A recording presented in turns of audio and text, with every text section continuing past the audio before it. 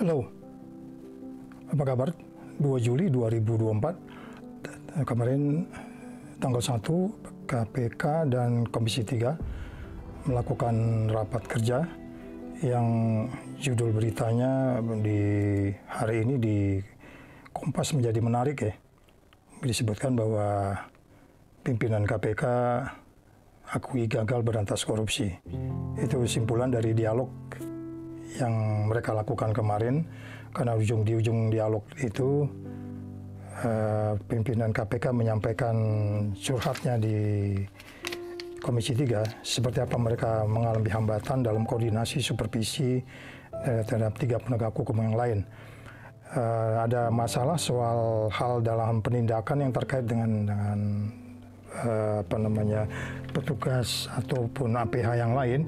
Kemudian saya lihat di TV hari ini juga ada pemberitaan bahwa kalau ada mengatakan bahwa dalam hal-hal tertentu ada pihak KPK yang kesulitan berkoordinasi dengan pihak yang lain, itu dibantah, ada bantah-membantah soal nanti kita sampaikan ada beberapa masalah di dalam apa yang disebut sebagai memberantas korupsi dikerjasama dengan pihak yang lain. Saya memberi judulnya bahwa memang rapat Komisi 3 ini selalu dari dulu ke dulu itu begitu saja. Jadi nanti di bagian akhir selalu rapat tuh ada menyimpulkan 4-3 poin, lakukan ini, tapi tidak menukik langsung kepada persoalan indeks persepsi korupsi yang sebenarnya kita dapat nilai 3-4 ada beberapa tahun ini. Indeks persepsi korupsi itu adalah target yang harus kita selesaikan sebenarnya. Sebaiknya diskusi intent itu masuk di sana. Ada beberapa poin-poin yang didiskusikan, nanti poin-poin yang ditanyakan, poin-poin yang menyangkut soal izin, soal tambang, itu sebenarnya soal perizinan yang menjadi sorotan dari 9 lembaga yang kita lihat di slide itu, 9 lembaga yang memang benar-benar mereka memiliki passion pemberantasan korupsi dalam pengertian apa yang mereka dekati dengan berbagai macam cara, termasuk Economic Intelligence Unit di paling kiri atas itu, Country Risk Guide dapat 37, kemudian International Country Risk Guide kita dapat 35, World Economic Forum tidak menilai pada tahun 2002, kemudian Bertelsmann Transparency Index kita dapat 33, dengan World Justice Project kita dapat 24, kemudian di bawah itu Paritas Demokrasi 24 yang mengukur politik, cara kita berpolitik, kemudian yang berikutnya IMD World Competitiveness kita dapat 39, kemudian Global Insight Country Risk Rating kita 47, dan Political Risk Economic Konsultasi Survei ini mendapat nilai 29. Nah, saya mau nanti di dalam sambil DPR melakukan dialog, saya akan putarkan kembali nilai-nilai yang kenapa kita dapat enggak. Contohnya ini Economic Intelligence Unit kita dapat dikasih nilai 37 yang diukur oleh mereka, diantaranya pertama bagaimana akuntansi akuntabilitas dana-dana publik. Berikutnya nanti ada International Country Risk Guide, kemudian berikutnya ada lagi Global Insight Risk Report, kemudian ada lagi Bertelsmann Transformation Index, kemudian ada lagi World Justice Project, kemudian ada lagi Paritas Demokrasi menilai kita berdemokrasi. KPU juga dinilai di sini, egaliter seperti apa. Kemudian ada IMD World Competitiveness Rating, dan kemudian berikutnya ada lagi yang disebut sebagai penilai di dalam bagaimana sebenarnya indeks persepsi korupsi itu dinilai dari Global Insight Country Risk Guide. Berikutnya yang terakhir yang ini sangat juga menentukan, yaitu bagaimana sebenarnya political risk survei atau Persi ini, bahkan ini lebih menukik pada poin 1 di situ pimpinan nasional dan pimpinan daerah itu dinilai. Nah, untuk kemudian bagaimana dialog-dialog itu saya katakan selalu normatif, sehingga saya mengatakan tidak menukik pada persoalan-persoalan yang disoroti oleh 9 lembaga ini. Mereka hanya browsing, kemudian selesai simpulkan 2-3 poin dalam rapat, kemudian rapat ditutup, selesai, kemudian mengaku melakukan check and balance, tapi kemudian tindak lanjutnya nggak ada. Yang paling penting sebenarnya adalah, karena ini masalah sangat kompleks, sebenarnya Komisi 3 diakus poin sebagai pemberantasan korupsi, kemudian bagaimana mengintegrasikannya dengan badan audit. Badan audit itu BPK, BKP di bawah komisi lain. Sehingga saya katakan pokok poin pemberantasan korupsi di tingkat legislatif itu sebenarnya Komisi 3 yang bisa mengorkestrasi dengan mempersatukan, mempertemukan 9 lembaga yang memiliki kompetensi menilai indeks persepsi korupsi kita ini diorkestrasi. Jadi tidak membiarkan selesai rapat begitu saja, sehingga saya mengatakan bahwa rapat ini dari dulu begitu-begitu saja. Mereka tidak fokus menggali lebih detail. Kalaupun menggali lebih detail itu tanya jawab, kemudian disimpulkan, kemudian selesai. Nah ini mungkin coba kita lihat bagaimana sebenarnya rapat itu kita mulai putarkan. Bahan paparan ini dan selanjutnya dapat dikembangkan dalam forum tanya jawab nantinya. Pimpinan dan anggota Komisi 3 yang terhormat, pertama kami tampilkan adalah kinerja KPK semester 1 per 2024, bidang pencegahan, pendidikan, penegakan hukum, koordinasi, supervisi, dan tata kelola kelembagaan. Masih seperti awal bahwa fokus area pemberantasan korupsi kita titik beratkan pada 5 sektor: korupsi terkait sumber daya alam, kemudian ada korupsi terkait dunia bisnis, korupsi politik, korupsi dalam penegakan hukum, dan korupsi dalam pelayanan publik. Komisi 3 DPR RI meminta penjelasan kepada KPK terkait dengan laporan perkembangan kinerja per 2024 bidang pencegahan, monitoring, serta pendidikan anti korupsi, terutama dalam mencapai target untuk menciptakan kepatuhan dan kesadaran masyarakat serta budaya dan sistem anti korupsi sesuai roadmap KPK. Penilaian integritas misalnya bertujuan untuk mengukur risiko korupsi pada KLPD. SPI lebih komprehensif dibandingkan dengan IPK karena pengukurannya ini melibatkan internal KLPD, pengguna layanan, dan pakar. Selain menghasilkan indeks integritas, SPI juga menghasilkan rekomendasi perbaikan bagi setiap KLPD. Temuan, tren indeks integritas nasional menurun seiring dengan menurunnya skor. Ya, jadi SPI itu Indonesia yang membuat ya. Kita membuat, mereka disebutkan lebih valuable daripada CPI. Ini debatable sebenarnya. Indonesia, indeks integritas nasional 2023 menurun jika dibandingkan dengan tahun 2021 dan 2022. Indeks integritas nasional 2023 adalah 70,97 yang berarti Indonesia masih rentan korupsi. Hasil SPI 2023 mengindikasikan peningkatan risiko korupsi yang cukup signifikan di KLPD. Pelayanan publik bisa kita lihat, tema strategis pelayanan publik bisnis, ada rekomendasi perbaikan tata kelola dunia usaha. Tema strategis korupsi pada pelayanan publik, kemudian korupsi di sektor bisnis, pelayanan publik, perbaikan. Ya, pada poin ini sebenarnya hal-hal yang disorot oleh 9 lembaga, ya dalam hal ini tata kelola. Dan KPK memang dari awal menempatkan CPI ini, Corruption Perception Index ini menjadi model atau menjadi tools untuk kemudian kita dekat satu persatu, so, pertambangan, pendidikan, perizinan, terhadap satu pintu dan lain-lain dengan banyak model-model. Tadi disebut MCP, Monitoring Center for Prevention, terus setiap daerah punya ada 8 prioritas, pajak, pengelolaan APBD, pendapatan, dan seterusnya. Itu sebenarnya bagian-bagian yang disorot di dalam 9 lembaga yang menilai indeks persepsi korupsi. Dan ini dilakukan pendekatan oleh KPK sejak awal.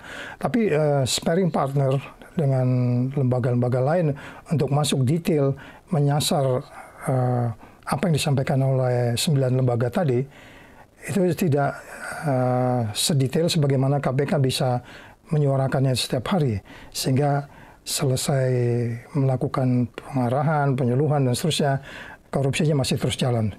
Tata kelola penyelenggaraan perguruan tinggi oleh Kementerian LPNK, kemudian bisnis. Ya, bahkan tata kelola perguruan tinggi. Dan neraca komoditas, hortikultura, dan pengaturan mekanisme. Ya, neraca komoditas, dan itu menyangkut ekspor-impor. Karena suap di isu ekspor-impor ini cukup tinggi. Import, integritas platform, sistem aplikasi, intervensi revolusi mental dalam membangun integritas nasional melalui pendidikan anti. Ini di pencegahan, ada banyak model-model yang dilakukan, pakai model-model yang sederhana sampai yang kompleks. Diukur melalui indeks perilaku anti korupsi IPAK yang tren nilainya terus meningkat.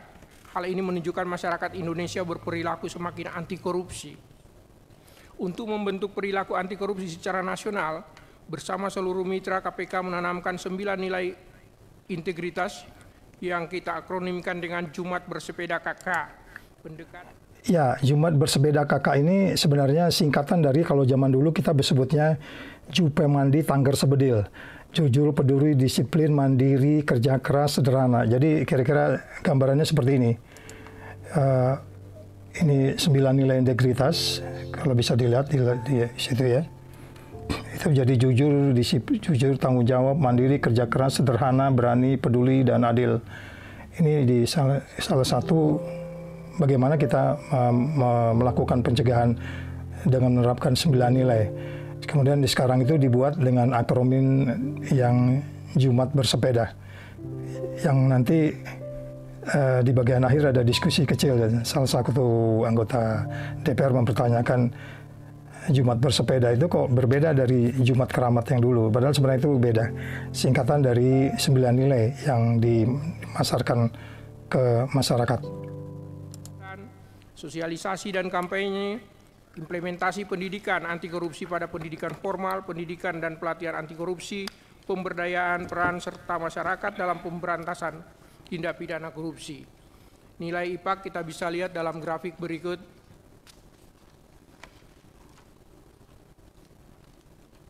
Berikut kami gambarkan beberapa kegiatan program yang telah dilaksanakan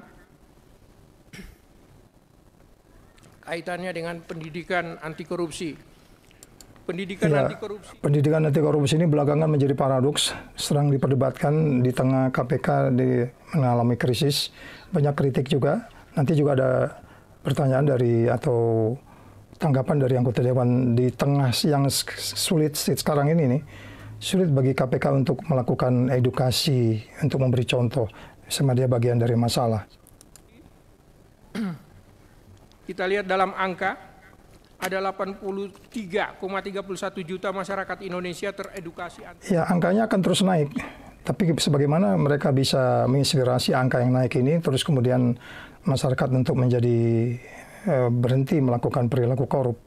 Ini banyak teori yang bisa kita jelaskan di tengah KPK mengalami problem internal yang cukup mendasar mulai dari bawah sampai ke pimpinan. Korupsi dari target 40 juta di tahun 2024. Kemudian 138, ini 134 desa anti korupsi yang terdiri dari 33 desa di 33 provinsi, perluasan 29 desa di 29 kabupaten, termasuk penambahan 72 desa di tahun 2024 dan piloting pembentukan 4 kabupaten kota anti korupsi.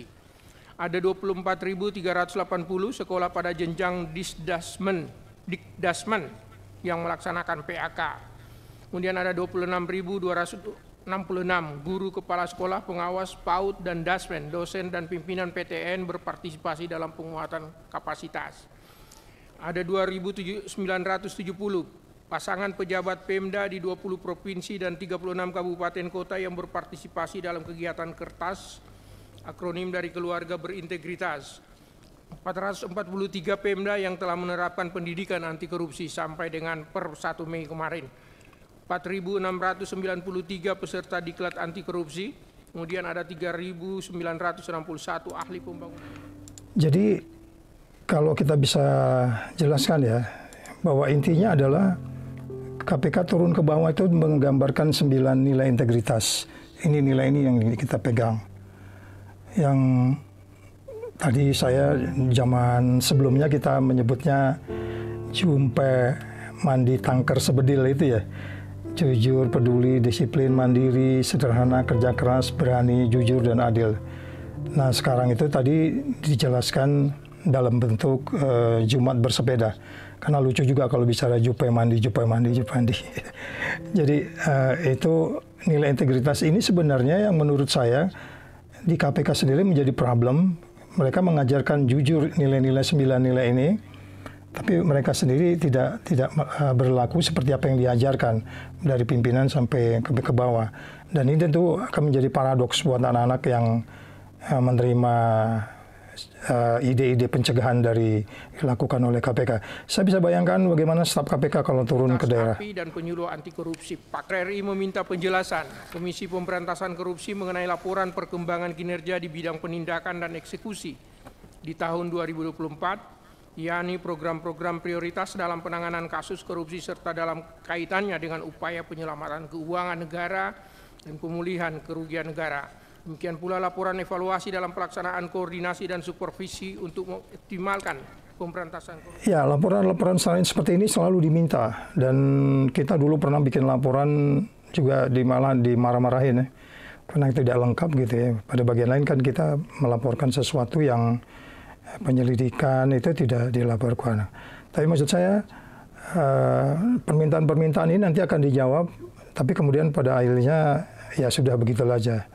Ya, saya katakan kembali lagi, kita nggak mau masuk judul bagaimana sebenarnya indeks persepsi korupsi itu datang dari mana, dan itu harus disasar tegas. Itu seperti yang kita sebut dari 9 lembaga tadi yang kita sebutkan, apa-apa saja yang mereka ukur. Saya pikir mereka juga paham, tapi mungkin tidak dilaksanakan. Yang efektif dan efisien. 93 perkara tindak pidana korupsi yang ditangani KPK dengan 100 tersangka. Ada 26 giat penyelidikan, kemudian ada 93 giat penyidikan, 53 penuntutan, ada 61 perkara yang telah berkekuatan hukum tetap, dan 50 perkara yang telah dieksekusi.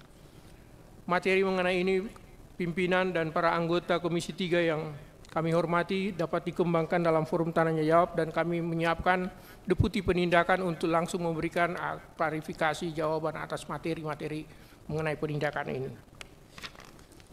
Pengembalian aset per 31 Mei 2024, tren pengembalian aset, nilai aset hasil TPK yang telah dikembalikan ke kas negara mengalami peningkatan di tahun 2021 dan 2022 sampai 2022 dan mengalami penurunan di tahun 2023. KPK terus mengoptimalkan pengembalian aset hasil TPK ke kas negara, diantaranya dengan meningkatkan aset tracing, uang pengganti dan pengelolaan barang sitaan dan rampasan agar terjaga nilai ekonomisnya. Berikut bisa dilihat di tampilan slide mengenai pengembalian aset ini. Selanjutnya penetapan status penggunaan PSP dan hibah per 31 Mei 2024 dari total nilai aset hasil TPK 296,5 miliar terdapat barang rampasan yang dikelola melalui PSP dan hibah sebagaimana telah diatur dalam Peraturan Menteri Keuangan Nomor 145 2021 tentang pengelolaan barang milik negara yang berasal. Ya, sejumlah barang-barang yang jelas disita itu diserahkan kepada pemerintah. Nanti pemerintah juga kadang bertanya kepada KPK mau dikemanakan beberapa aset-aset peninggalan Sultan waktu dulu, misalnya dijual seseorang, kemudian dibeli oleh koruptor, terus disita oleh KPK, terus kita kembalikan ke Sultan. Itu contohnya penataan-penataannya. Barang rampasan negara dan barang gratifikasi. Ada 14,09 miliar PSP ke Kementerian Lembaga, Badan Perlindungan Pekerjaan, Migran, BNN, dan Kementerian Keuangan. Kemudian ada 22,13 miliar PSP ke 4 pemerintah kabupaten, yaitu pemerintah Kabupaten Kediri, Pemkot Tomohon, Pemkot Tulungagung, dan Pemkab Indramayu. Koordinasi dan supervisi pelayanan publik. Perbaikan tata kelola pemerintahan, penguatan APIP, pencegahan area MCP prioritas. Bersama Kemendagri dan BPKP, KPK telah melaksanakan koordinasi implementasi rencana aksi pencegahan korupsi pada 546 pemerintahan daerah. Perbaikan tata kelola pemerintahan dan pelayanan publik daerah dilakukan melalui 8 fokus area, mulai dari perencanaan, penganggaran, Jadi jelas ya bahwa dalam pencegahan itu KPK itu cukup efektif masuk sampai ratusan pemerintah daerah. Dan pengalaman saya juga uang pencegahan itu lebih banyak keluar daripada uang penindakan. Jadi sekali lagi mencegah itu sudah banyak dilakukan dan banyak model, tapi pada bagian lain tetap saja terjadi. Jadi penindakan itu akan terus tetap jalan. Jadi agak aneh kalau ada larangan-larangan, jangan ada OTT. Karena pencegahan itu cukup masif, modelnya banyak, peralatan banyak, dan dia selalu intens untuk melakukan pencegahan itu dalam kaitan tata kelola. Barang dan jasa, pelayanan pabrik, pengawasan APIP, manajemen ASN, pengelolaan BMD, dan optimalisasi pajak daerah. Penguatan APIP, fokus penguatan APIP berikan penekanan pada aspek anggaran pengawasan, aspek sumber daya manusia, aspek independensi dan objektivitas, serta aspek peran dan layanan masyarakat. Pencegahan area MCP prioritas, pencegahan korupsi pengadaan barang dan jasa. MCP itu Monitoring Center for Prevention. Strategis Pemda, pencegahan korupsi pelayanan perizinan daerah. Jadi ada sebuah website, kita minta pemerintah daerah mengisi 8 kewajiban mereka, nanti dinilai ada model-model yang dikerjakan ini, apakah sudah dikerjakan, kalau belum dikerjakan mereka dapat penilaian. Gitu. Indeks pengelolaan barang milik daerah, pengamanan dan penyelamatan keuangan daerah. KPK telah bersinergi dengan Kejaksaan, Kepolisian, Badan Pertanahan Nasional dan instansi terkait dalam mengoptimalkan pengamanan dan penyelamatan keuangan daerah melalui sertifikasi barang milik daerah, penertiban barang milik daerah, penertiban prasarana, sarana dan utilitas, penagihan tunggakan pajak. Ya, termasuk kita menerapkan model-model bagaimana umpamanya dari seseorang makan di restoran itu nanti potong sekian persen langsung masuk ke dinas pendapatan. Itu juga model-model yang dikembangkan. Jadi cukup banyak sebenarnya. Dan supervisi penegakan hukum. Peningkatan efektivitas penanganan perkara tindak pidana korupsi, 26 perkara tindak pidana korupsi yang ditangani APH lain yang dikoordinasikan dan disupervisi saat ini oleh Komisi Pemberantasan Korupsi. Ada 5 perkara yang telah mendapatkan kepastian hukum, dalam artian telah berjalan sebagaimana. Supervisi dilakukan oleh KPK itu banyak background. Kenapa kadang beberapa kasus yang mereka laporkan, mereka mulai penyelidikan, sering terhambat. Biasanya KPK supervisi dalam kaitan saksi ahli, perhitungan kerugian negara, atau ada persoalan-persoalan yang framing nuansa politik, yang banyak yang potensi cawe-cawe, nanti kemudian itu KPK biasa melakukan supervisi. 21 perkara masih dalam proses. Kemudian KPK melaksanakan peningkatan kapasitas dan sinergi untuk mendorong percepatan penanganan perkara korupsi. Kegiatan ini diikuti 436 peserta yang terdiri dari personil kejaksaan, kepolisian. Jadi ada kegiatan tiap tahun untuk mempernyamakan pemikiran. Mereka bertemu tadi ada kegiatan sampai sekian ratus orang yang terlibat. Hakim, pegawai BPKP, BPK, dan Inspektorat Daerah. Perkara yang telah memperoleh kepastian hukum, perkara dugaan TPK dalam kegiatan pemeliharaan rutin, ini bisa dilihat ada di Sulawesi Selatan, kemudian di Kabupaten Katingan, dan seterusnya. Permasalahan dalam pelaksanaan koordinasi dan supervisi perlu kami sampaikan. Nah, ini permasalahan yang sering muncul. Ini nanti kemungkinan di bagian akhir ada pertanyaan juga dan Alex menjelaskan. Pada forum yang terhormat ini yaitu komitmen kepala daerah dan dalam pemberantasan korupsi yang ditunjukkan dengan masih banyaknya TPK di daerah. Selanjutnya permasalahan lain yang perlu kami sampaikan. Jadi saya pikir bukan komitmen kepala daerah ya, komitmen kepala negaranya juga. Sehingga korupsi tetap tinggi. Hubungan kelembagaan antara KPK, Polri, dan Kejaksaan.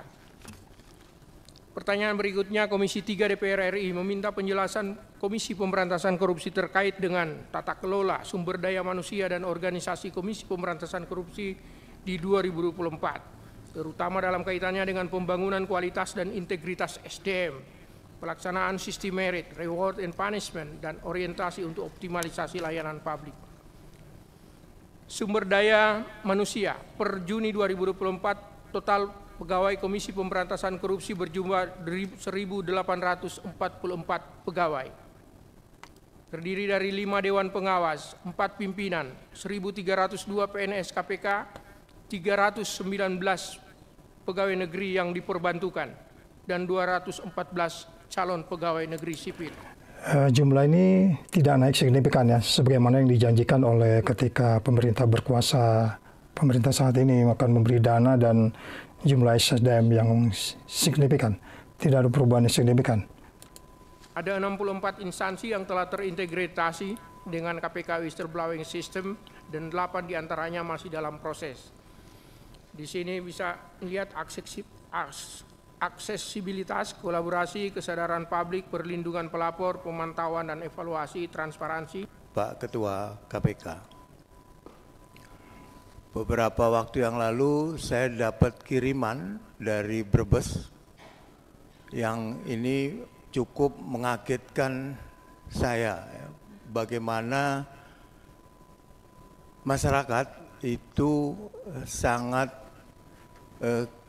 kritis dan juga mengkritisi secara keras gitu ya di Brebes tuh. Ketika KPK melakukan sosialisasi, mungkin Deputi Pendidikan dan Pelayanan Masyarakat ada di sana, kalau tidak salah mungkin anggotanya ya, di mana dia meminta masyarakat itu nanti kalau diminta sama pimpinan KPK akan saya sampaikan videonya, mereka keras banget gitu. Tidak ada gunanya KPK sekarang melakukan sosialisasi pendidikan anti korupsi. Tidak ada gunanya sekarang KPK, ini kata masyarakat nih Pak, bukan kata saya. Tidak ada gunanya. Nah ini yang saya maksud, sulitnya anak-anak KPK kalau melakukan pencegahan di bawah sekarang ini, atau edukasi. Framingnya itu sedemikian dalam. Ini kesulitan KPK dan saya bisa membayangkan. Karena ketika saya beberapa tahun yang lalu bahkan bendongeng di depan PAUD untuk mengajarkan yang kita sebut tadi Jupe mandi tangker sebedil tadi. Ya, saya kan memberi contoh di sini 9 nilai ini.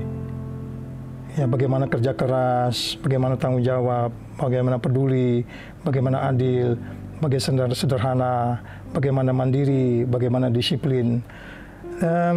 Yang perlu kita bayangkan kan anak itu datang berserta dengan ibunya.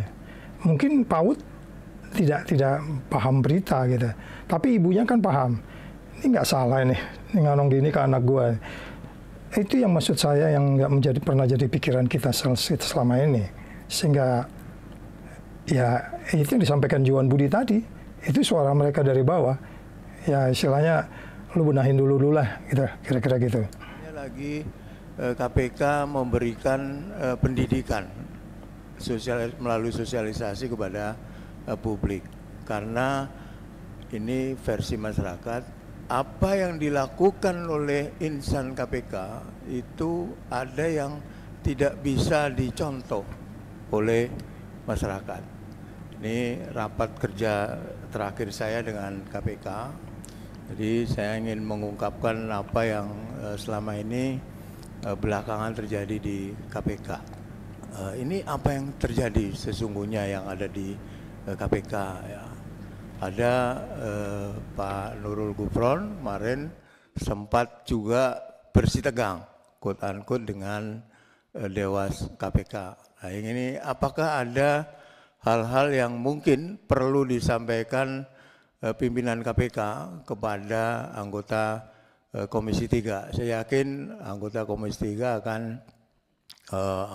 melakukan hal-hal yang bertujuan untuk memperkuat KPK dan mengembalikan KPK seperti zaman dulu ya, yang setiap survei dilakukan itu selalu menempati urutan yang di atas. Mungkin ada hal-hal yang sangat krusial ya, baik itu penanganan perkara, baik itu fungsi supervisi, bagaimana hubungan KPK dengan Polri, dengan Kejaksaan Agung, KPK dengan pihak-pihak yang lain, misalnya dengan BPKP, dengan BPK, apakah ada kendala-kendala termasuk juga persepsi publik ya kepada KPK yang sekarang harus diakui menurun ya, persepsi publik kepada KPK. Hanya semata-mata mengandalkan OTT, dan ini saya kira KPK sudah menjadi bagian yang kita harapkan bahwa case building semakin banyak dilakukan oleh KPK. Jadi saya kira bukan sesuatu hal yang memang masyarakat mengharapkan sesuatu yang sensasional untuk pemberantasan korupsi, tetapi pemberantasan korupsi lebih kepada bagaimana kita menyelamatkan keuangan negara. Dan dalam penyelamatan keuangan negara, kita memang harus bagaimana sudah kita melihat bahwa KPK selama ini sudah memberikan sesuatu tugas yang cukup baik dalam artian OTT iya, tetapi case building juga iya. Dan barang sedikit mundur ke belakang bahwa KPK ini dibentuk adalah hasil reformasi. Semua orang tahu. Dan saya pada saat pembentukan KPK itu juga bekerja dalam satu institusi di mana institusi saya dibutuhkan orang-orangnya itu yang masuk ke KPK. Dan bagaimana saya mesti melepas anak-anak buah saya ke KPK itu adalah yang hebat-hebat waktu zaman itu. Pada zaman itu ada yang diambil langsung. Dan sempat menjadi polemik juga. Ini kalau diambil semua ini bagaimana polisi bekerja nanti ini, yang bagus-bagus. Dan kemudian berjalannya KPK ini, saya lihat mereka yang sudah tidak lagi di KPK, sampai saat ini yang saya rasakan dan mendapat informasi karena saya pernah bekerja di institusi kepolisian, bahwa mereka yang dari KPK ini rata-rata mempunyai nuansa atau atmosfer yang khusus. Jadi itu bekas KPK. Jadi contoh kesederhanaannya ada, tidak terlalu aneh-aneh lah. Ini kelihatan, ini memang kelihatan. Kalaupun terjadi aneh-aneh wajar lah, organisasi besar mungkin terjadi juga yang berbeda. Tapi rata-rata atmosfer KPK itu mesti terbawa sampai mereka sudah tidak di KPK lagi. Yang menjadi persoalan kinerja yang tadi disampaikan dan kita lihat sekarang kenyataannya, kenapa kinerja ini sudah sampai begitu? Kalau menurut saya cukup menurut ke bawah. Karena pada saat pembentukan saya merasakan bagaimana KPK ini diisi oleh orang hebat-hebat. Hebat-hebat dan bahkan mereka yang sudah keluar dari KPK pun masih terasa hebat. Atmosfer yang dibawa dalam ruangan kerjanya juga begitu. Nah ini yang perlu diperhatikan bahwa kalau kita berbicara suatu ilmu manajemen itu memang ada faktor-faktor yang mempengaruhi dari luar. Bisa politik dan sebagainya bisa masuk ke dalam sehingga mempengaruhi kinerja ini. Nah yang perlu sekarang diperhatikan kalau menurut saya dalam kinerja ini coba diberikan suatu dorongan ke dalam maupun keluar yang bisa membuat adanya perubahan yang diharapkan oleh kita rakyat Indonesia ini dalam hal soal contohnya pemberantasan korupsi dan sebagainya. Memang kita lihat kenapa misalnya dari kejaksaan luar biasa hasilnya. Dari ini saya tahu memang bahwa KPK ini seperti saya bilang tadi faktor luar ini banyak sekali. Ada politik dan sebagainya yang mempengaruhi kinerja mereka. Tapi saya minta supaya hal ini coba dijelaskan juga pada masyarakat bahwa mereka perlu menumbuhkan kepercayaan masyarakat pada KPK itu sendiri melalui pendidikan-pendidikan yang ada selama ini. Karena saya lihat belum tentu semua orang paham soal itu. Mereka yang perlu terdekat dan sebagainya dan penanganannya apa secepat itu dan sebagainya. Jadi mohon sekali menurut saya kinerja ini lebih ditingkatkan, Pak. Lebih ditingkatkan, jangan sampai turun terlalu jauh Pak. Sampai nomor 8 tadi kalau tidak salah tadi disampaikan bahwa 7 atau nomor 7 sampai kalah oleh yang menurut saya ini institusi yang bukan besar sekali Pak. Jadi mestinya gigitannya lebih kuat Pak. Kalau institusi yang cukup besar itu berbuat kesalahan bisa istilah kita kecolongan itu. Tapi kalau KPK tidak bisa, itu mesti institusi yang kuat dan kecil yang kuat menggigit. Jadi saya minta ini supaya diperhatikan agar kinerja ini lebih dibangun. Karena dari kinerja itu orang percaya Pak KPK itu hebat. Atau kami ya menyampaikan beberapa hal ya soal Jumat bersepeda kakak. Ya. Jadi ini juga kalau dulu ada Jumat keramat, ya sekarang sudah ada Jumat bersepeda. Ini yang saya maksud Nasir Jamil mempersepsikan Jumat bersepeda itu dikaitkan Jumat keramat. Mungkin dia belum familiar dengan akronim Jumat bersepeda itu linear dengan yang akronim sebelumnya Jupe Mandi Tangker Sebedil itu yang intinya adalah jujur, peduli, disiplin, tanggung jawab, mandiri, kerja keras, sederhana, adil, berani. Ya, jadi tapi kita dengar selanjutnya. Jadi sudah ada perubahan di KPK Pak. Ya. Dulu kalau sudah Jumat itu sudah ketar-ketir, ya. Orang kalau sudah dipanggil hari Jumat itu sudah ketar-ketir karena ini biasanya Jumat keramat. Tapi hari ini sudah diganti dengan Jumat bersepeda kakak. Nah, ini sesuatu yang perlu untuk didalami, ya. Semacam ada nilai-nilai integritas yang akan ditanamkan dalam Jumat bersepeda, ya. Karena tentu orang yang orang di luar itu atau orang yang mungkin tidak membaca ini bertanya, ya, Jumat bersepeda. Ya, perlu dijelaskan Jumat bersepeda itu apa? Kenapa tidak Jumat bermobil misalnya, atau Jumat bersepeda motor gitu? Kenapa bersepeda saja gitu ya? Itu pimpinan KPK yang saya hormati, ya.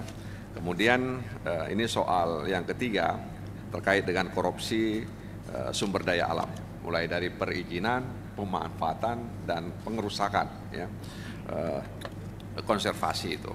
Dan di sini tadi sudah disebutkan ada beberapa daerah, ya, beberapa daerah yang mengalami atau ada denda, dan itu juga cukup lumayan, ya, besar. Tapi sebenarnya seperti apa, ya, korupsi terkait sumber daya alam? Karena ini sering kami sampaikan melibatkan orang-orang besar dan banyak juga pertambangan ilegal.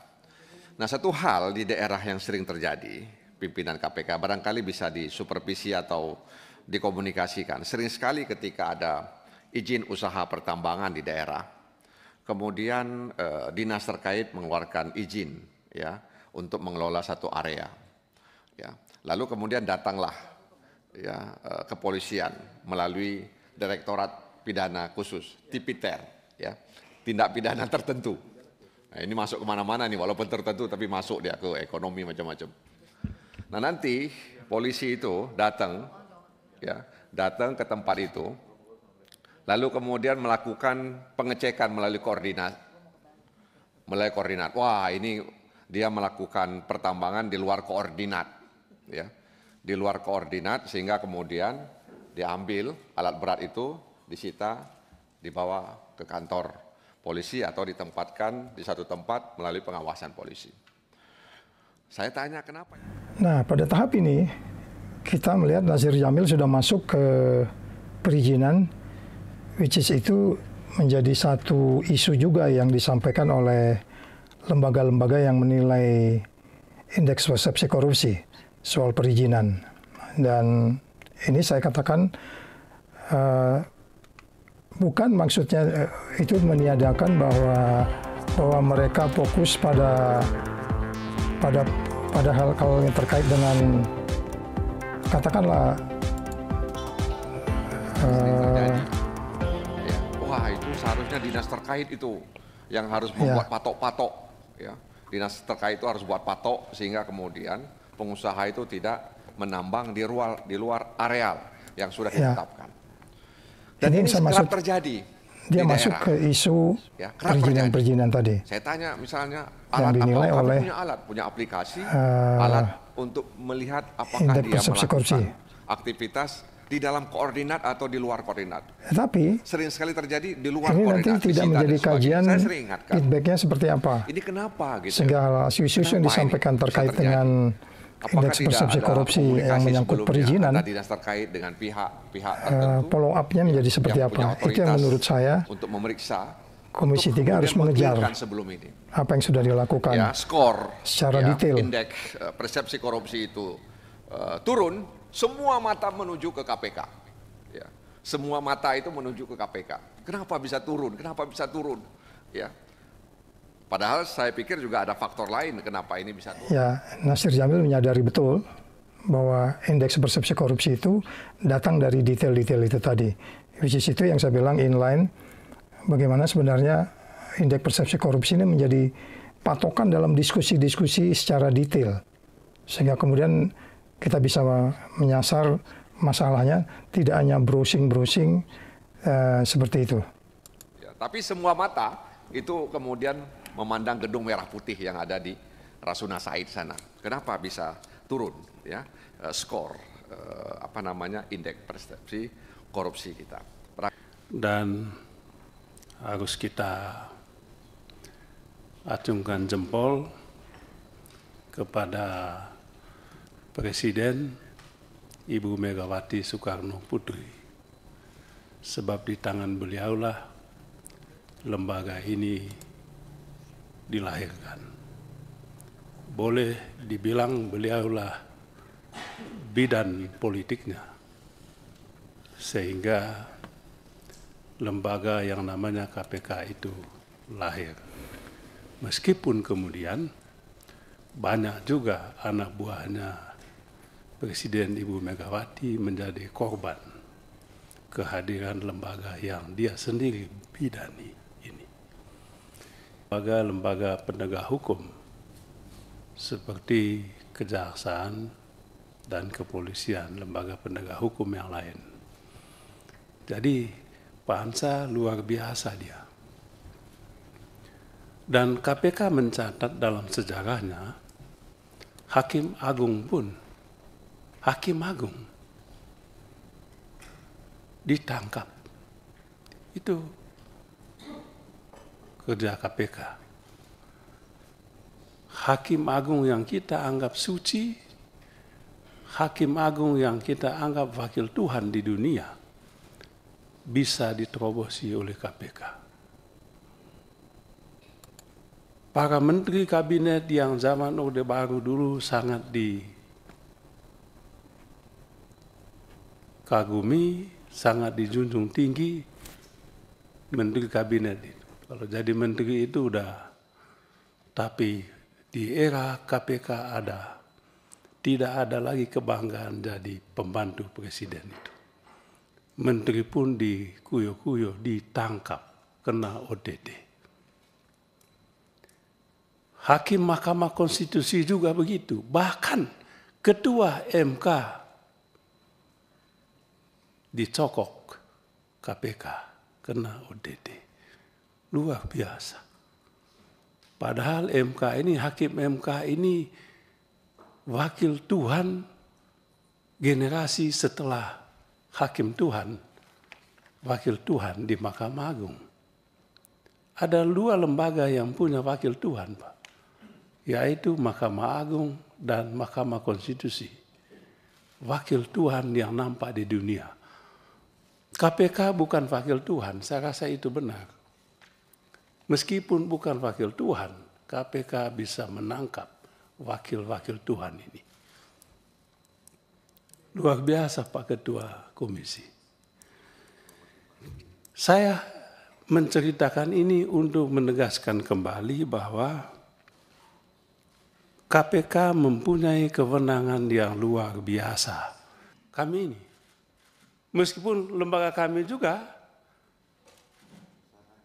banyak juga teman-teman yang ditangkap oleh KPK. Itulah indahnya demokrasi itu. Bayangkan Pak, Ketua Dewan ditangkap KPK. Luar biasa. Pak Hansa, Pak Ketua, ini kita alami. Ketua DPR ditangkap KPK. Jangankan anggota, ketua aja ditangkap. Makanya suatu ketika di masa lalu, saya pernah menegaskan bahwa bagi kami di DPR itu, KPK itu seperti teroris. Menakutkan. Maksudnya bukan ini ya. Sungguh menakutkan. Oleh sebab itu, tidak salah. Undang-undang menegaskan KPK yang punya kewenangan luar biasa yang menakutkan, kayak teroris tadi, harus diawasi ketat oleh lembaga yang namanya DPR.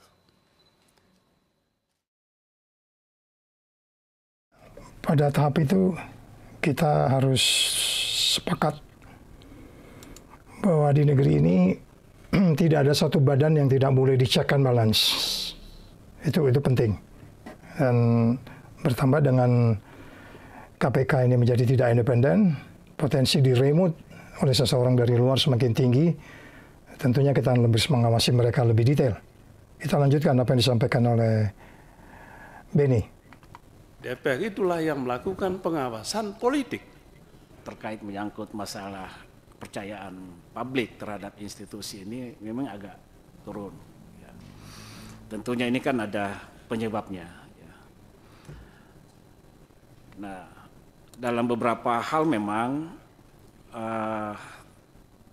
terhadap beberapa kasus ya, yang ditetapkan oleh KPK sebagai tersangka oleh beberapa pihak, oleh pihak pengadilan itu dikabulkan.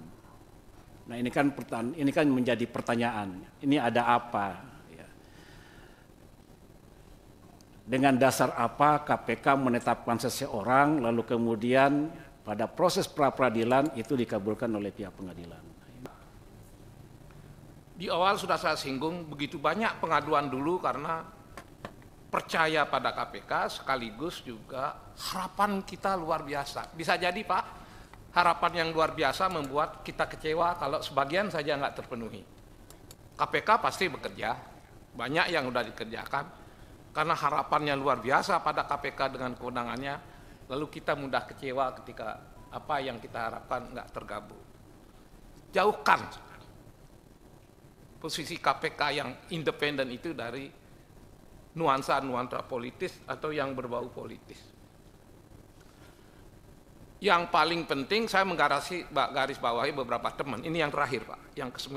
Tebang pilih Pak. Saya tidak bisa menjawab jika ada pertanyaan begini. KPK, nah ini numpang Pak Suding, kok gampang menjadikan orang tersangka? Kesannya begitu.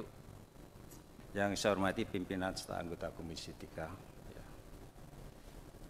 Saya ini udah... Sebelum menuju ke Alex, kayaknya nggak gampang deh mentersangkakan seseorang di KPK.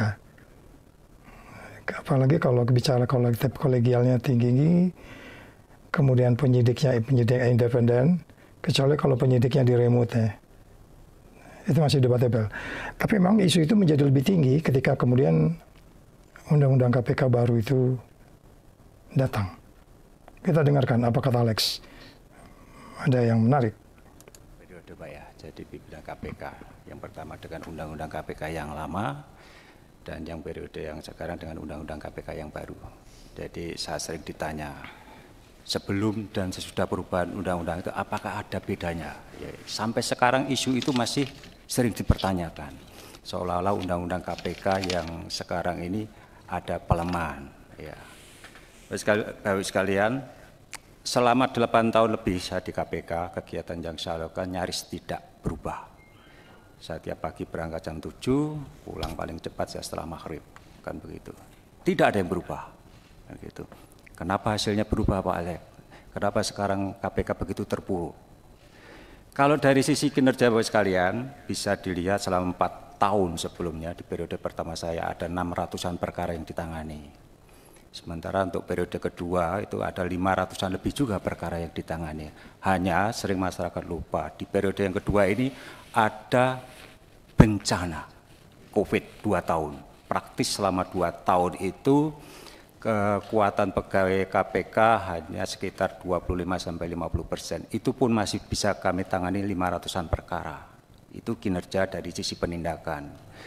Kemudian kalau terkait independensi di periode ini. Jadi kita harus klarifikasi juga bahwa perdebatannya bukan di jumlah kasus. Oke, itu menjadi keadaan normal bisa kita terima. Tapi abnormal dan dengan COVID dan segala. Ini kan lebih kepada kasus-kasus yang menimpa di KPK itu jauh dari perilaku integritas 9 nilai yang mereka jual-jual ke masyarakat. Sebenarnya Alex memahami itu. Secara off the record, kemarin dalam satu seminar ada beberapa poin saya bicarakan dengan Alex yang sebenarnya ya kita prihatin aja.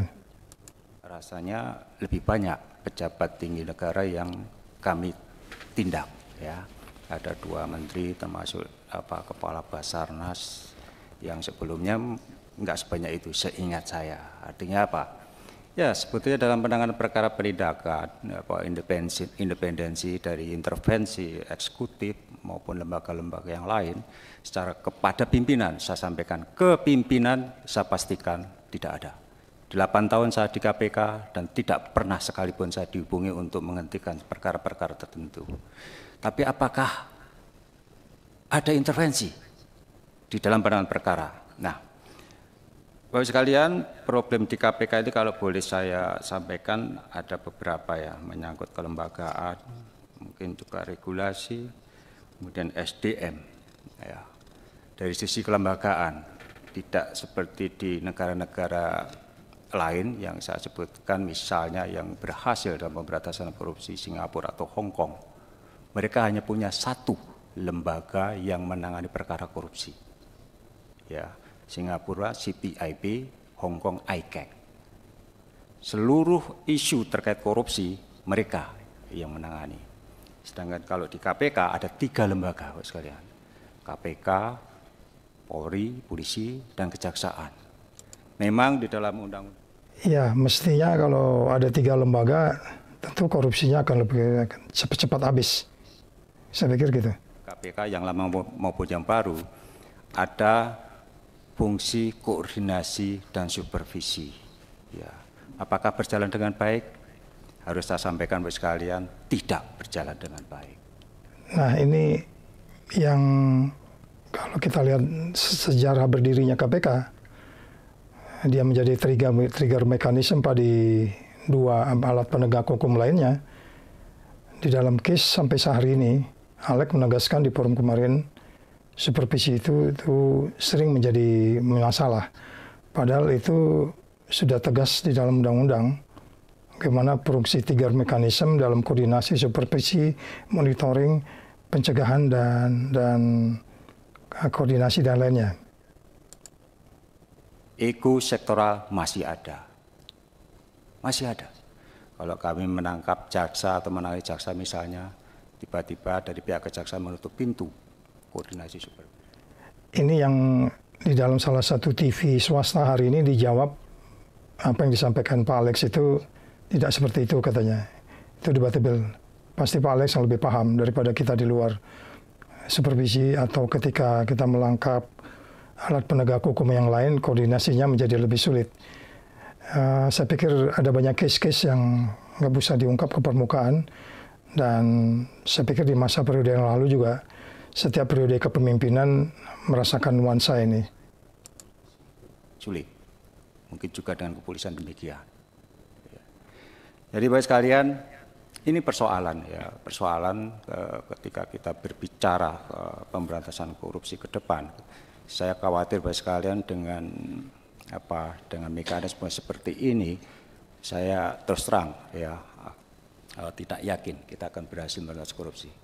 Dan saya harus mengakui ya secara pribadi, 8 tahun saya di KPK kalau ditanya apakah Pak Alek berhasil, saya tidak akan sungkan-sungkan, saya gagal memberantas korupsi Bapak sekalian, gagal. Gitu kan. Paling tidak kalau dilihat dari indeks persepsi korupsi, saya masih ingat tahun 2015 pertama kali saya masuk di KPK, IPK itu 34, sempat naik menjadi angka 40. Sekarang kembali lagi di titik 34. Ya. Kalau bicara IPK, di sini Alek nggak menegaskan bahwa 37 itu 36 itu ketika pemerintahan sekarang mulai berkuasa, indeks persepsi korupsinya 34. Kita genjot operasional dengan baik sampai 2019 naik ke 40. Undang-undang KPK baru datang turun ke sampai akhirnya 34. Alex sedikit lebih berdiplomasi untuk tidak menyalahkan siapapun dalam hal ini. Kalau saya lebih menyalahkan kenapa undang-undang KPK baru itu turun dengan alasan berbagai macam perdebatan ketika itu. Kita lanjutkan apa kata Alex. Masyarakat menyorot KPK pada banyak aspek lain selain korupsi yang menjadi domainnya KPK. Ya. Ada kemudian investasi, ada terkait penegakan hukum, kemudian ada kemudian berbisnis dan lain. Ada 8 indeks dalam IPK itu dan tidak semuanya itu menjadi domain KPK. Ya, itu yang saya mengatakan tadi, Alex mendebut 8 ya. Karena waktu itu Varietas Demokrasi belum masuk. Varietas Demokrasi baru masuk tahun 2017. Ya. Jadi itu mungkin yang Alex bilang tadi 8 institusi. Sekarang sudah 9 institusi yang kita sudah paparkan satu persatu masing-masing pendekatan apa yang mereka lakukan. Dari Economic Intelligence Unit, World Economic Forum, dan seterusnya. Jadi itu bukan di bawah KPK. Jadi kalau umpamanya tadi contoh ambil satu kasus yang ini ya, yang di Country Risk Guide, kita diberi angka itu di layar, kita diberi angka 35, yang diukur itu adalah ya bagaimana sebenarnya suap terkait izin ekspor impor, kontrol perdagangan, perhitungan pajak, perlindungan polisi, apa mereka sudah melakukan perlindungan, pinjaman-pinjaman, korupsi aktual, nepotisme, pendanaan rahasia dan bisnis. Itu KPK tidak bisa masuk di situ.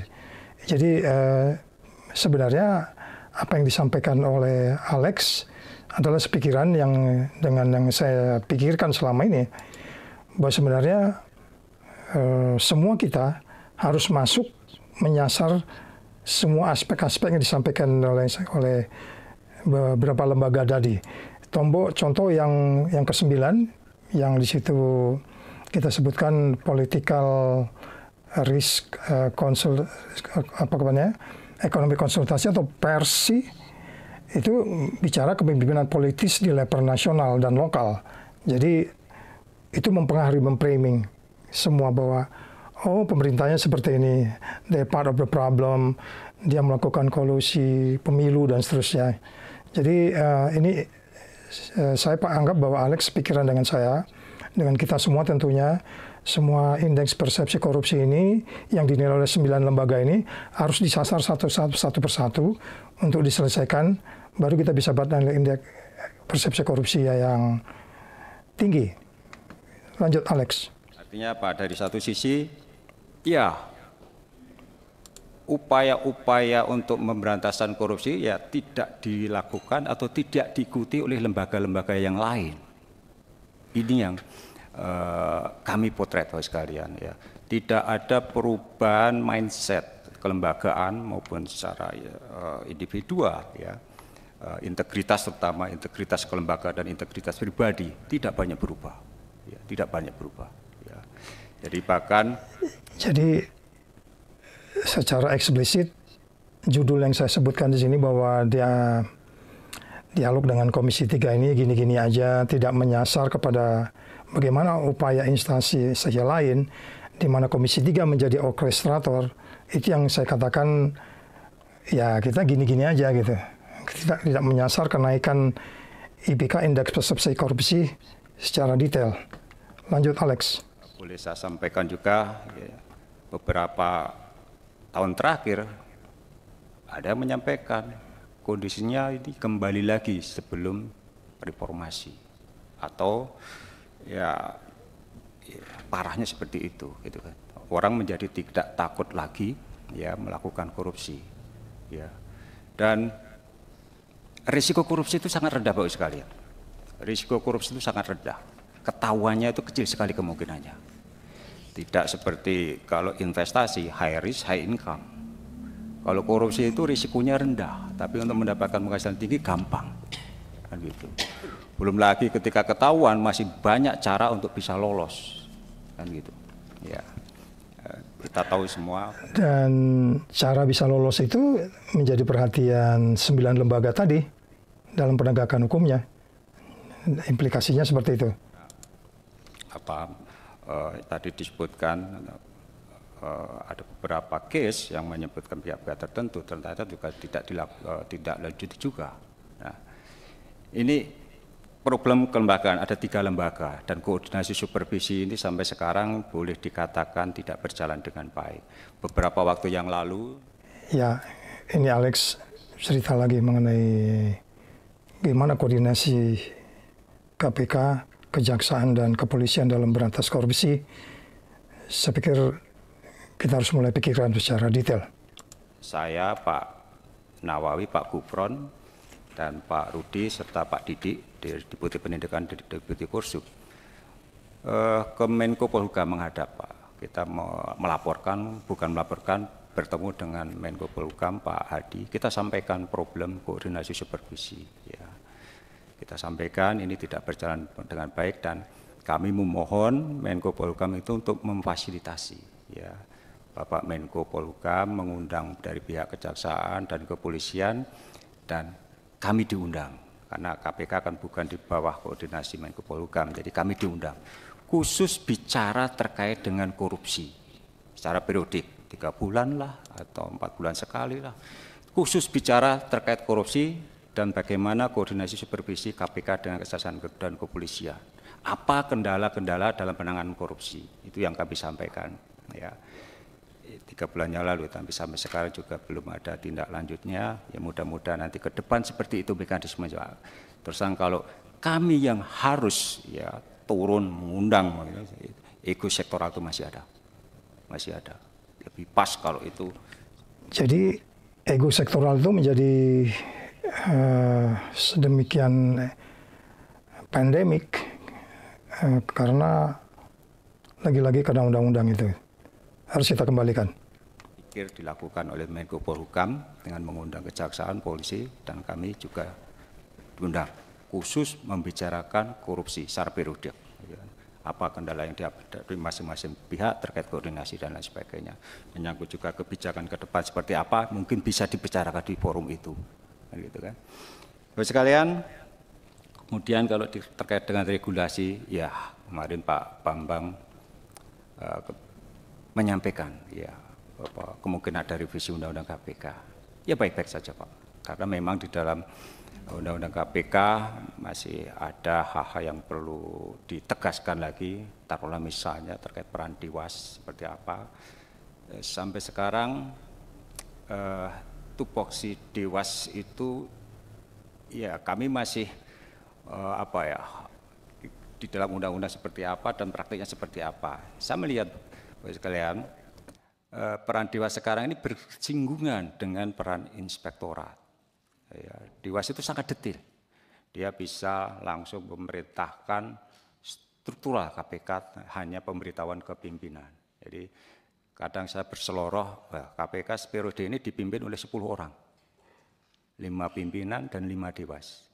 Karena Dewas bisa meminta pada pejabat-pejabat di KPK itu tanpa atau hanya sekedar memberitahukan, pemberitahuan ke pimpinan. Gitu kan. Tidak melalui pimpinan tetapi surat langsung ke masing-masing. Jadi kalau demikian situasinya, sebenarnya nggak ada alasan bahwa Dewas tidak mengetahui apa yang terjadi di KPK untuk kemudian dia mengambil sidang komisi etik secara cepat. Ambil aja case yang menyangkut 2 pimpinan dan pegawai. Ini ada paradoks juga kelihatannya. Jadi informasi yang diambil itu untuk apa? Kalau untuk kebijakan, bukan untuk kebijakan. Putian, ya, dan pemberitahuan suratnya ke pimpinan, kan begitu. Nah, artinya apa? Ya kalau cara kerjanya seperti ini, ya mereka bisa memerintahkan kan berarti, memerintahkan kepada selatan dan ya pimpinan hanya sekedar diberitahu apa usaha kami, apakah kami akan melarang? Sebetulnya tidak ada, kami tidak pernah membatasi, kami tidak pernah melarang. Jadi kita udah nggak ada keraguan ya bahwa revisi Undang-Undang KPK kemarin dilakukan dengan tempo cepat, dengan tanpa naskah akademik yang baik. Hasilnya negeri ini terpuruk, ditambah dengan politika pemerintah yang sangat rendah dalam memberantas korupsi. Ini problemnya sebenarnya. Hanya saja sebetulnya iya perlu ada pengaturan bahwa setiap permintaan dari Dewas itu harus melalui pimpinan dan sedangkan nanti kemudian pimpinan yang akan meneruskan ke pejabat-pejabat yang berkepentingan. Tapi itu tidak, bahkan Dewas juga sampai turun ke lapangan. Saya sampaikan tadi. Katakan saja Dewas Oversight Committee, dia nggak masuk dalam decision dan struktur organisasinya, pembagian kerjanya sampai tuntas itu, sampai akhir dibagi itu kelihatannya nggak terwujud dalam tata kelola organisasi. Betul. tidak semata-mata terkait dengan urusannya kebijakan dan lain sebagainya atau evaluasi kinerja secara tengah tahunan atau tahunan, tetapi sampai ke detail ya, detail ya. Itu yang saat ini berjalan ya. Jadi jangan kita membayangkan Dewas itu seolah-olah komisioner BUMN yang mungkin tidak harus setiap hari datang, hanya kalau ada isu-isu yang sifatnya strategis, tidak. Jadi mereka aktif ya, bahkan di dalam Perdewasnya. Ya, di periode lalu Deputi Pengawas Internal itu juga proaktif, mereka mengikuti orang-orang yang lagi operasi, yang lagi pencegahan, proaktif itu, tapi sebagai kayak ya seperti collection information, once terjadi sesuatu mereka punya bukti. Jadi mungkin ada model berpikir yang tidak sesuai dengan peraturan Dewan Pengawas 01, 02, 03 yang mereka bikin, bahwa mereka akan mensensor orang, menyensor semua pekerja KPK dengan nilai-nilai yang disebut sebagai integritas, sinergi, kepemimpinan, profesionalisme, dan keadilan. Pegang aja pisau ini untuk kemudian mengamati orang, ketika tidak terjadi Anda panggil. Dan Anda megang bukti dulu, bukan mencari-cari bukti baru kemudian. Jadi model bekerjanya ya, yang mereka mungkin tidak memiliki mindset intelijen yang baik. Kita dengar Alex berikutnya. Mereka bisa menindaklanjuti dugaan kode etik itu berdasarkan temuan, artinya temuan Dewas. Ya kalau temuan berarti kan harus dicari Pak, supaya ketemu, kan begitu kan. Tidak sekedar. Nah temunya itu bukan kejadian baru dicari, jadi preventionnya. Itu yang saya bilang tadi, kalau di periode lalu, CCTV berkunjung ke daerah, semua presentasi potensi risiko itu dilihat. Kemudian mereka proaktif. Jadi once itu terjadi, mereka punya bukti. Jadi agak berbeda. Mungkin kita perlu evaluasi total ya, KPK ini, bagaimana mereka mengawasi para pekerjanya. Kalau di undang-undang berdasarkan laporan masyarakat, tetapi berdasarkan juga temuan, ya temuan Dewas. Nah ini makanya beberapa informasi yang entah siapa, saya yakin dari dalam KPK sendiri terkait percakapan pimpinan yang bocor keluar kemudian sampai Dewas. Saya itu 5 kali Pak dilaporkan Dewas ya, alhamdulillah kan sejauh ini nggak terbukti Pak. Tetapi kan udah ramai duluan Pak. Nah, terakhir saya diisukan bahkan sampai di sidang, saya diduga meminta pupuk ya ke Menteri SIL untuk kampung saya gitu kan. Ya saya sih nggak masalah Pak, saya sampaikan bukan saya. Gitu kan. Jadi Bapak sekalian itu beberapa hal yang terkait ini, dan terkait dengan regulasi yaitu tadi Pak, kalau mau diperkuat ya tolong juga dikaji lebih dalam keberadaan KPK dengan keberadaan aparat penegak hukum yang lain tadi itu Pak. Ya, ini problem besar Pak, bahkan Pak Agus Raharjo ya, Pak Agus Raharjo ini mohon maaf dari teman-teman dari Kejaksaan, dari Kepolisian dan dari instansi lain yang pegawainya ada di KPK ya.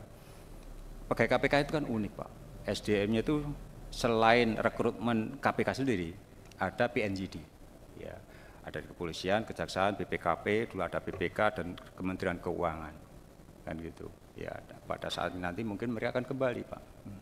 Nah, Pak Agus Raharjo itu kan sempat berkeluh kesah, sulitnya pimpinan KPK. Ya.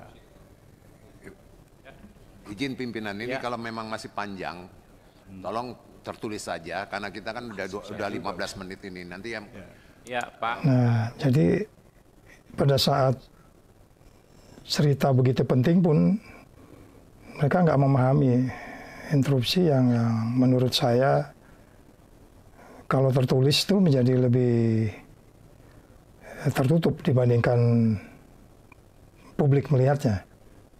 Jadi transparansinya di mana?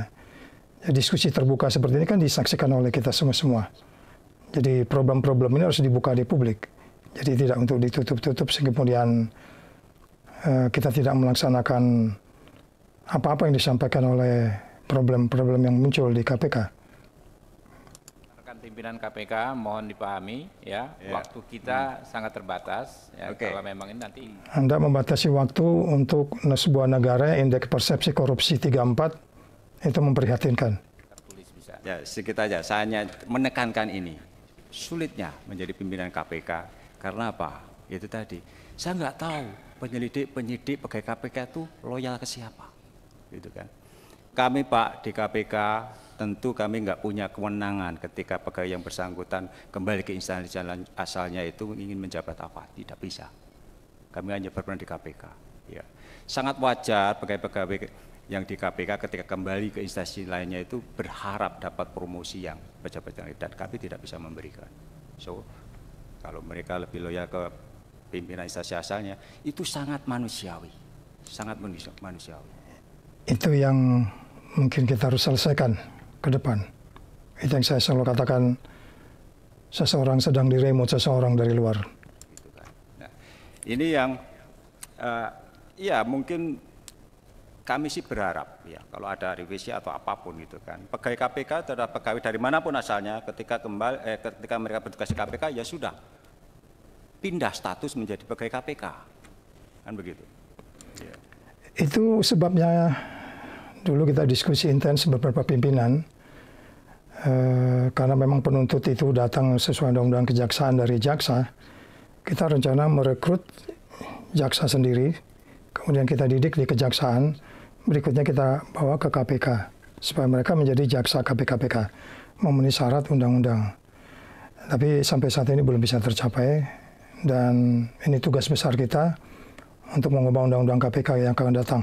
Kalau kita mau indeks persepsi korupsi 60 supaya pertumbuhan ekonomi kita 80%. Kalau masih ada loyalitas ganda, saya pikir ya ke depan pun pimpinan siapapun tidak akan bisa seperti itu. Saya jamin Pak. Kami Pak berempat ini dan saya pastikan ya kami bebas dari intervensi politik. Boleh tanya Pak Gufron, Pak Nawawi. Dan kami tidak pernah bertemu bersehubungan atau membicarakan terkait perkara-perkara. Makanya siapapun yang ditangani KPK, kami pimpinan tidak pernah intervensi. Bapak boleh tanya ke penyidik, ada enggak perintah pimpinan untuk menghentikan perkara? Tuh, sama sekali tidak. Mungkin tidak pimpinan yang disebut oleh Alex.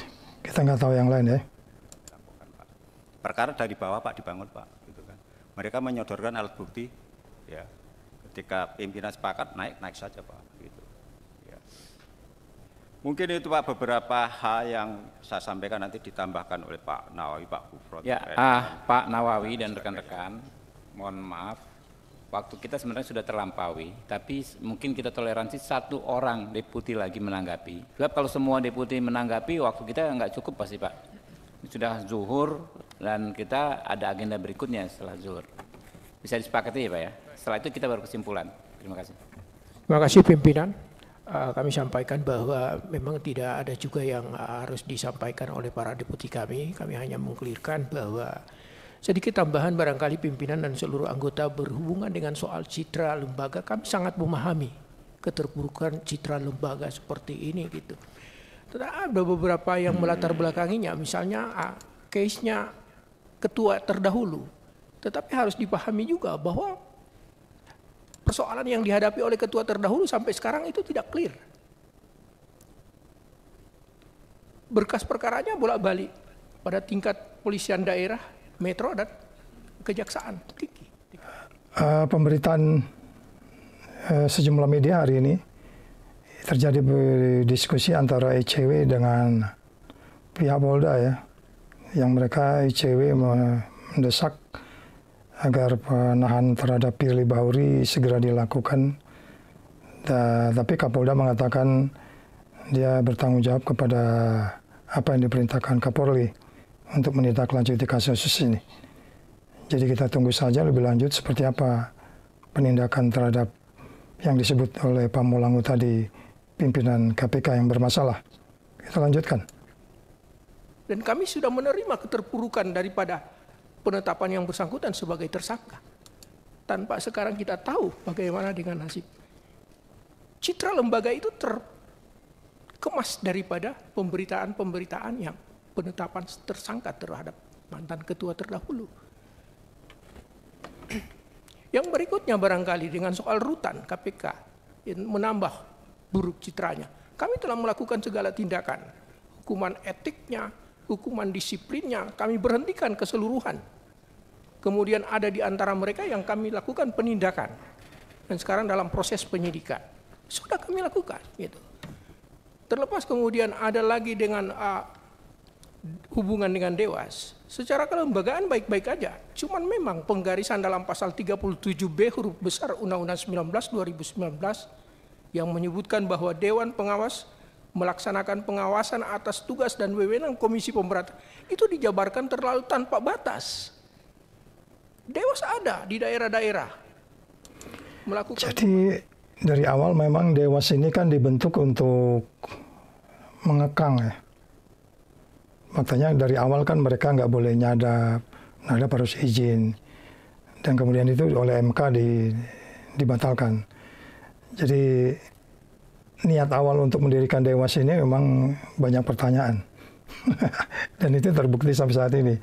Setelah kemudian mereka tidak berhak untuk katakanlah memberi izin penyadapan dan seterusnya, dia masuk ke tempat-tempat lain supaya mereka tetap bisa perform sesuai dengan apa yang mereka tafsirkan dari Undang-Undang KPK yang dibuat dalam keadaan terburu-buru itu. Tawan barang rampasan, barang sitaan, dia datang ke daerah-daerah. Dewas memanggil, Pak Sekjen ini kalau saya kami rapat, dan pada waktu bersamaan dipanggil Dewas, dia lebih akan tunduk kepada Dewas. Belum ada mekanisme kerja. Saya sangat setuju dengan Pak Ketua sampaikan bahwa Dewas harus kita sikapi baru ada di rejim yang sekarang gitu. Baru ada di rejim yang sekarang gitu. Pelaksanaan tugas wewenang Komisi Pemberantasan Korupsi. Saya sedang membayangkan kalau diplomat asing nonton siaran TV ini, how the way we taking care of the corruption. Dilakukan secara tanpa batas yang tadi disampaikan oleh rekan pimpinan yang lain, itu menciptakan hubungan ketidakharmonisan di dalam kerja. Bukan persoalan kami, Pak, tapi persoalan lembaga ini ke depannya dengan eksistensi Dewas. Kami tidak mencampuri urusannya Pak Nurul Gufron. Saya pernah menegur yang bersangkutan, kenapa harus lapor-lapor, yang bersangkutan sampaikan seperti ini.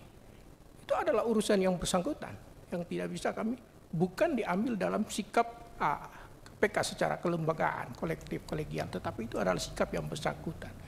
Kemudian membawa imbas makin memperburuk situasi, itu lain lagi gitu. Kami ingin menyampaikan kalau jika dikehendaki jawaban kami bahwa sejumlah dokumen yang ada pada kami untuk menunjukkan bahwa kinerja Dewas memang sama sekali bukan hanya mengambil alih ada satu organ kerja yang kita sebut dengan inspektorat yang seharusnya ya organisasi KPI-nya harus jelas. Melakukan audit kinerja. Audit kinerja ini sudah dilakukan oleh Dewas. Rakorwas, Pak, kami lakukan dalam setahun 4 kali dengan Dewas. Rapat evaluasi kami lakukan tadinya 3 kali. Kami minta jangan terlalu banyak, 2 kali lah. Jadi 6 kali forum itu terus menerus. Hampir tiap 2 bulan kami memaparkan segala sesuatunya kepada Dewas. Yang kami kehendaki adalah misalnya hal-hal yang diperintahkan Dewas itu kemudian diminta kepada pimpinan dan pimpinan yang akan memerintahkan kepada ini. Tidak secara langsung seperti itu. Hal lain yang barangkali ingin kami sampaikan terakhir kepada Pak Wayan Sudirta. Mohon nanti disebutkan kepada kami siapa petugas yang Bapak maksudkan. Ada model kerja yang semacam itu saya baru tahu. Saya akan minta pertanggungjawaban dari Deputi Penindakan ini. Kalau ada model-model kerja semacam itu Pak Deputi ya. Bisa disebutkan secara langsung kepada kami siapa yang ini. Selebihnya barangkali Pak Ketua kami akan jawab secara tertulis. Banyak persoalan tadi penekanan dari Pak Alex untuk mendapat perhatian juga dari Komisi 3 yang terhormat ini adalah bahwa kita harus mengakui bahwa sinergitas antar aparat penegak hukum dengan KPK tidak berjalan dengan baik sampai saat ini. Demikian juga dengan pelaksanaan tugas koordinasi dan supervisi yang tadi disampaikan juga tidak berjalan. Meskipun telah ada Perpres 102 2020 implementasi tentang supervisi, tetapi kita harus membutuhkan lagi semacam perjanjian kerjasama. Perjanjian kerjasama itu Pak, baru beberapa bulan lalu ini kita tanda tangani Pak. Sementara Perpresnya sendiri sudah terbit 2020 sebenarnya. Jadi pemberantasan korupsi kita nabrak sana nabrak sini ya. Ya gini jadinya. Cukup mendetail pengaturannya. Tetapi seperti yang disampaikan Pak Alexander Marwata tadi, ketika kita mengambil seorang oknum Kejari Bondowoso kemarin, ruang untuk melakukan supervisi di kejaksaan seperti tertutup. Hal-hal yang semacam ini harus disikapi begini. Kami menyampaikan dalam paparan tadi bahwa ada kurang lebih 320 PNYD di Lembaga Komisi Pemberantasan Korupsi. Apa itu? 140-an dari teman-teman Polri dan ada 150-an dari teman-teman jaksa penuntut umum. Dan mereka-mereka ini memegang jabatan-jabatan yang memang strategis khususnya dalam hal penindakan seperti itu. Apakah memang kami tidak menyebutkan seperti yang disebutkan Pak Alex? Loyalitasnya di mana? Kami masih yakin bahwa loyalitasnya mereka ada pada kami. Tetapi intervensi terhadap mereka itu jauh lebih besar dibanding intervensi terhadap kami pimpinan. Kami tidak akan tunduk pada itu. Itu pernyataan Pak Mulangu sangat detail. Dan saya pikir ya harus dihentikan. Intervensi apapun. Tetapi apakah teman-teman yang dari tempat lain itu bisa bersikukuh dengan seperti yang kami lakukan terhadap lembaga induk asalnya? Ini persoalan mengenai Lembaga Komisi Pemberantasan Korupsi, Pak Ketua. Sekali lagi kami akan sampaikan secara ini di dalam jawaban secara tertutup. Kurang lebihnya mohon maaf pimpinan dan seluruh anggota Komisi 3 yang kami hormati, kami kembalikan kepada pimpinan rapat. Terima kasih. Ya, terima kasih. Pimpinan menanggapi 39 detik Sudah saja. Cukup, Pak. Enggak, sedikit aja, Pak. Kita punya hak sebagai anggota. 1 menit ya, Pak ya. 39 detik aja, Pak. Kebanyakan 1 menit. Saya kira apa yang disampaikan oleh pimpinan KPK ini persoalan yang serius ya. Tadi Pak Alex menyampaikan sudah ketemu dengan Menko Polhukam. Saya kira Komisi 3 mengingat tugas dan kewenangannya, saya kira bisa juga Ketua pimpinan Komisi 3 untuk menjembatani apa tadi yang menjadi keluhan dari pimpinan KPK soal supervisi dan koordinasi. Kemudian Ketua KPK tadi juga menyampaikan mengenai Dewas. Saya kira Pak Nawawi nanti di dalam jawaban tertulis, saya kira harus lengkap Pak, detail. Kemudian saya mohon pimpinan Komisi 3 dan anggota Komisi 3, laporan yang disampaikan oleh KPK ini jangan dianggap remeh ya. Nah, kemudian mungkin bisa kita diskusikan bersama bagaimana mencari jalan keluarnya. Saya kira itu Pak Ketua, terima kasih. Ya, cukup. Jadi Pak Alex dan rekan-rekan sepertinya memang ada yang nyambung juga Pak. Apa yang Bapak sampaikan dengan apa yang Bapak-Bapak Dewas tempo hari sampaikan ke kami. Karena sebaik-baiknya undang-undang itu tidak ada yang sempurna memang Pak. Dan kita baru tahu kekurangan undang-undang itu setelah dilaksanakan. Kemarin kalau nggak salah siapa Opung? Dewas? Pak Tumpak. Saya ingatnya Opung, ya kan? Menyampaikan keluhan soal Pak tidak adanya pengaturan mengenai kewenangan atau wewenang Dewas secara detail. Kalau yang di sini 37 Bravo ini tugas. Wewenang detail dikeluhkan tidak ada. Sehingga sesuatu yang tidak diatur secara detail wajar ketika teman-teman saat ini ya kan yang di pimpinan sekarang melihat wah kok sejauh itu gitu kan ya. Mungkin itu nanti bisa dimasukkan dalam jawaban tertulis Bapak-bapak ya soal pengaturan kewenangan tersebut. Batasnya seperti apa, limitasinya seperti apa. Sehingga setidaknya bisa masukan bagi kami karena kami juga kan ada tugas legislasi ya. Mungkin ada yang perlu diperbaiki apakah di level undang-undang atau di bawahnya seperti apa. Mungkin itu Pak, terima kasih. Berikutnya kita kesimpulan, minta tolong ditayangkan. Waduh, ini ada Mbak Sari Juliati, minta tolong dibacakan. Nah ini yang saya maksudkan, nanti buat 1, 2, 3 kesimpulan, kemudian selesai. Gitu. Ini yang saya katakan business as usual-nya. Bagaimana ke depannya, itu menjadi perlu menjadi perhatian kita. Kalau kita mau fokus pada indeks persepsi korupsi. Wah, biar suaranya bagus. Ketua bidang pemenangan ini. Aduh, mana nih? Nampak kai. Kesimpulan rapat kerja Komisi 3 DPR RI dengan Ketua Sementara Komisi Pemberantasan Korupsi masa persidangan 5 tahun sidang 2023-2024 pada hari Senin 1 Juli 2024. 1. Komisi 3 DPR RI mendukung KPK dalam mengoptimalkan strategi pencegahan dan pemberantasan korupsi di berbagai. Jadi kesimpulannya bahasa-bahasa berbunga semua, flowery. Jadi, tapi ya nggak apa-apa. Selama itu bisa dijabarkan dalam langkah-langkah yang lebih detail, ya akan lebih baik. Fokus area termasuk peningkatan tata kelola layanan publik dan sumber daya alam, serta keberlangsungannya, serta meningkatkan integritas nasional di seluruh sektor melalui program dan kegiatan yang efektif dan inovatif.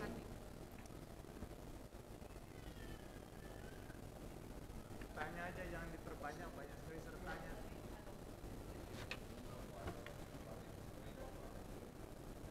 Apa? Ada usulan konkret? Pencet mikrofonnya Pak, kalau konkret usulan. Cukup? Oke ya. Pak Nawawi, oke. Yuk. Berikut dah Pak. Yang kedua. 2. Komisi 3 DPR RI meminta pimpinan KPK agar meningkatkan efektivitas dalam penyelesaian maupun koordinasi dan supervisi dalam penanganan perkara tindak pidana korupsi, khususnya kasus-kasus korupsi besar dan strategis, serta mengoptimalkan pengembalian atau pemulihan aset negara.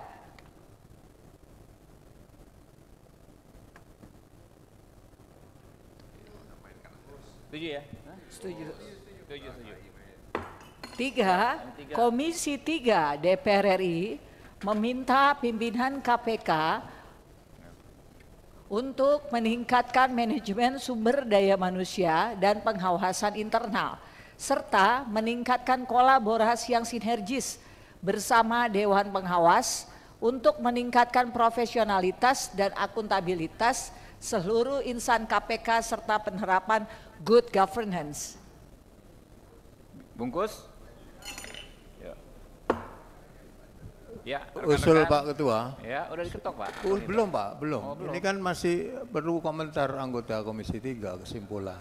Saya berkomentar ya, Pak. Silakan. Kasih kesempatan Pak Ketua. Jadi untuk menyimpulkan itu redaksinya menarik seperti apa dia memunculkan itu sehingga ada hot topic dalam diskusi cenderung tidak dicantumkan ya. Nah, ini tercermin apa yang disampaikan oleh Johan Budi berikut ini. Saya usul ini tadi dari rapat tadi tidak ada satupun yang masuk kesimpulan. Tadi ada hal yang krusial menurut saya untuk lembaga KPK berkaitan dengan apa yang disampaikan oleh pimpinan KPK mengenai supervisi dan koordinasi. Saya usul dimasukkan di dalam kesimpulan Komisi 3 menindaklanjuti apa yang tadi disampaikan oleh pimpinan, nanti bahasanya di inilah pimpinan KPK berkaitan dengan supervisi dan koordinasi dengan memanggil rapat bersama KPK, Kejaksaan Agung dan juga Kepolisian Republik Indonesia untuk membahas apa tadi yang disampaikan biar diselesaikan secara tuntas ya, karena problem supervisi dan koordinasi tadi disampaikan oleh pimpinan KPK ini kalau tidak salah tadi dari pengakuan pimpinan KPK itu bisa menghambat kerja-kerja yang dilakukan oleh lembaga KPK. Saya kira itu usulan saya Pak Ketua Komisi 3. Terima kasih. Kalau saya izin menanggapi, kalau saya sih tidak sependapat. Kenapa? Karena terkait agenda itu kita bahas di rapat internal. Nanti kita usulkan di rapat internal. Kita buat kesimpulan dari rapat internal. Iya, saya usul aja Pak Ketua. Oke, teman-teman cukup. Dilepas ke floor aja Pak Ketua. Apakah anggota setuju? Usulan Pak Johan Budi? Kalau nggak setuju ya nggak apa-apa, kan namanya juga usul. Udah ya, cukup ya Pak Johan Budi ya. Yang 3 itu kita sepakati ya. Sepakat? Ya, rekan-rekan sekalian, dengan telah selesainya tanya jawab ini. Jadi terlihat yang disampaikan Johan Budi tadi harus disimpulkan, tidak masuk dalam kesimpulan. As usual, itu yang saya bilang tadi dari awal, judul diskusi kita. Ya gini-gini aja rapatnya. Tidak fokus pada bagaimana menekan pertumbuhan laju korupsi atau menaikkan indeks persepsi korupsi, which is koordinasi supervisi menjadi penting. Ya, ini negeri kita. Saya pikir mari kita atur sama-sama. Ya. Oke. Until then, see you next time. Bye.